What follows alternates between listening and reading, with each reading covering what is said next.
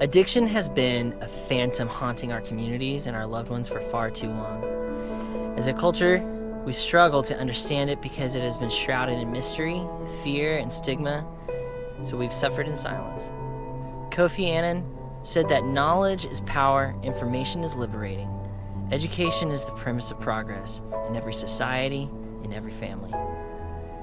It is time we use this rhetoric to shine the light of hope into the trenches of misery.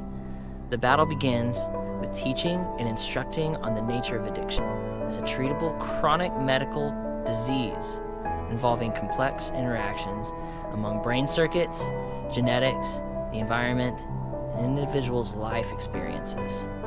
There are two reasons why culture has fought so much against thinking about addiction as a disease. And one thing that's really, really important is getting away from thinking about it as a disease and recognizing it factually as a disease. That's the big difference, is we use the phrase disease concept, but that doesn't help us when addiction is actually a disease. And so that's part of the problem here, is that we keep seeing it as a concept and not actually a disease. It is actually a disease. So that getting that really, really clear right off the bat is really important. But it also runs all the way back to reasons that culture is kind of cycling over on itself. One is the culture of addiction itself, which is part of Alcoholics Anonymous, is this anonymity that has kind of thrown a blanket over the issue so that anybody who suffers from this disease is hiding. And so it's already throwing this blanket all over the problem. And secondly, the thing that it bumps up against is legislature. So there's been legislation that has imprisoned people for their addiction for decades, and we've been caught in that loop over and over and over again since as far back as the 50s. So now we've criminalized it, and because we see it so deeply as a criminal issue for at least the last 30 years, because we see it as a criminal issue, we cannot get it into our society and our culture at large that this is actually a chronic condition of the brain that people are suffering from. And putting people in jail because of it is not going to solve it. We know that addiction is a chronic disease based on research that shows what the chemicals in the brain are doing. And so the data is in, the research is in, the results are in, the medical community is in consensus with the mental health community that this is an issue with the hormonal and nervous system patterns that people who suffer from addiction find themselves in on a regular basis. There's the brain scans that we're looking at are showing strong pleasure hormones that get released and take the frontal lobe completely offline, and that in and of itself tells us that we've got a problem that's very chemical and internal. And so it's less about addiction and more about chemical dependency, not just the chemical that's being taken, but the chemicals that are happening in the brain and in the body.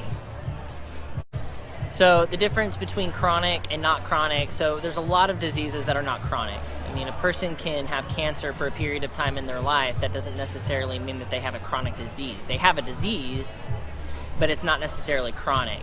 And depending on what kind of cancer that they have, it's treatable, and they may live cancer-free for the rest of their life. Or they may have cancer that comes back, and even multiple sclerosis can be relapsing remitting, so that there can be periods where MS is completely not visible.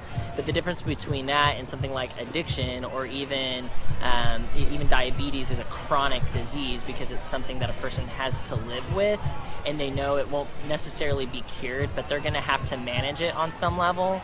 And that's really, really important, because people who suffer from diabetes, which is a chronic disease, that's not something that's going to go away. So people who suffer from type 1 or type 2 diabetes are going to need to visit with an endocrinologist every 3 to 4 months. That's recommended by medical professionals. With addiction, leading researchers are asking that we should be having people suffering from addiction, when they find themselves in remission with their disease, that they should be going back to have a checkup of some kind every year or more.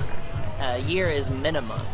If people who suffer from a chronic disease like diabetes are visiting with their doctor every 3 to 4 months, then we should be looking at least that kind of a process for people who have started getting out of the woods on addiction. But it's important to see it as chronic because it's something that's going to be managed over the lifespan. It's not going to necessarily go away and we're going to be done with it.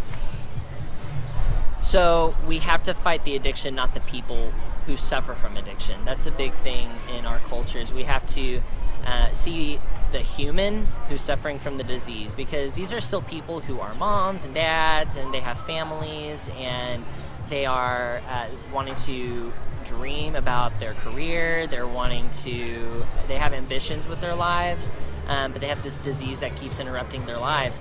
And the big difference that I see, and this is something that I heard before and I really, really love, is the person who gets the medical diagnosis of something like diabetes or cancer, or even right now in our culture, people who get the COVID diagnosis or something like that, we're making casseroles, we're setting up meal trains for them online. But when somebody has to go to rehab for 90 days, nobody is making casseroles for that family.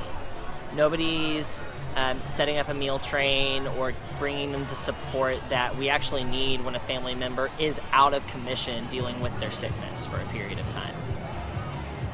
So we have to be able to educate ourselves. And so the number one thing that I hear from family members is, I'm not the one with the problem. But if you had a family member who got diagnosed with anything else in the world, it would absolutely be your problem. And so you would go learn everything about that disease so that you knew how to help your family member. Exactly the same with addiction. There are plenty of groups in our community, just like Parents Helping Parents, that are great for helping you understand what your family member is going through without having to take the disease on yourself. And so the best thing that family members and friends can do is get a ton of education and be an advocate in the community. There is absolute hope in the battle against addiction. I have seen it firsthand, working one-on-one with people in long-term, in residential treatment and in outpatient treatment, and even people in my own life suffering from addiction. So I know that there's hope because there are so many people in my own life and in treatment that I've seen find hope after treatment and getting themselves into a program and helping others find their way out of it, and see it as a manageable thing that they can live with and have a full life. So if you or somebody that you know is needing some help, if you just have questions, I am available and I love talking to people about this. Even if you just need a brief consult, that's something that I can do. You can reach out to me directly at masphillips@gmail.com. That's my email. It goes straight into my inbox, and I'll answer any questions you have there, or we can even get together. If you want to see some of the things that I say on a regular basis, you can follow me on Instagram at mason.lmft.hypnosis. And you can even reach out to me directly in a direct message there. I'm happy to get in touch with you. So if you are a parent or anybody who loves someone who suffers from addiction like we've been talking about, go straight to parentshelpingparents.info, and they'll be happy to help you. Every person is capable of failure and suffering if only we could speak about it.